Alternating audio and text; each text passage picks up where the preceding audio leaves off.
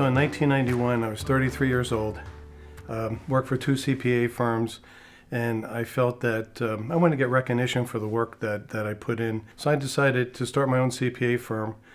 And at that point in time, I had no other place to start but my own kitchen table. So at that point, I was working at the kitchen table, and I had 10 clients. I told my wife that at that point in time, I was starting with like 2 sticks and a flint.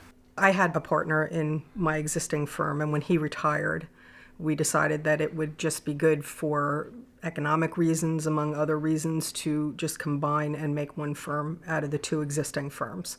We really were too big at the time to share an office. Either of our offices would not fit the other firm in it. So we decided to just go with the flow and keep the separate offices, but call it one name. I think it's of help to have someone that you're very familiar with, who you can be honest with, who you know isn't trying to undermine you. To have that as a sounding board is invaluable. Well, I found in business it's very difficult to find a partner that you can actually trust, and then you have same common goals. So I found that in that respect, that helped out tremendously. I have found it made it easier because I had someone that I could trust on the business level as well as the personal level, and Ralph was a very active father. He wasn't, oh, well, that's the mother's job and you have to do that. So it allowed me, when I had work things that were important, I stayed at work. When he had work things that were important, he stayed at work. So we traded off. I mean, no one's job was more important than the other's, and family life was important to both of us. So, but we were able to take turns on that. Ditto. Participating in Professor Easton's tax research class was definitely very interesting here in Seton Hall. I had found that he had to stand up before the class and answer questions before a full classroom of students. And of course, you're nervous, and you know, you have to be confident with your answers. So I found that to be very helpful when I brought that speaking ability out into the world. Honesty, loyalty, perseverance, very important for any entrepreneur, actually. Ambition and drive are very important. My organizational and analytical skill sets helped in accounting in particular, I believe, and a sense of humor. You're going to have failures.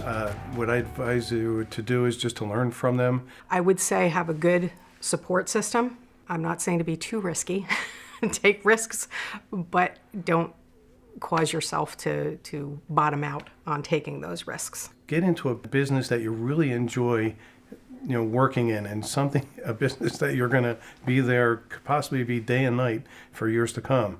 So it has to be something you really have to enjoy, what I call, you know, the love of your business. We both have been granted a lot of success in our lives, and with success comes responsibility, and that responsibility is to give back. So, I mean, my family had that philosophy. We have that philosophy, and hopefully we've passed that on to our children. Well, I'm going to say my father, he and my mother did not go to college. He said he wanted me to have something that they never had, and it would provide a lot of opportunity. One of the statements he told me many, many times during my life, especially while I was, you know, in school and going to college, and he knew that the struggles that I was going through because I was working full-time and going to school at night, he would tell me that, well, you know, whatever somebody teaches you, they can't take away from you. I'm going to have to say my mom, she was way ahead of her time. She was an entrepreneur in her own sense. She went to college not only to get a bachelor's degree, but she got 2 master's degrees, one from Columbia University in the 1940s, which was virtually, you know, women didn't even go to college. If they did, they went to college to find husbands. My mom went for a career. So I grew up in a family that had a very strong woman leading us, and not to say my father wasn't strong either, and my father is a graduate of Seton Hall.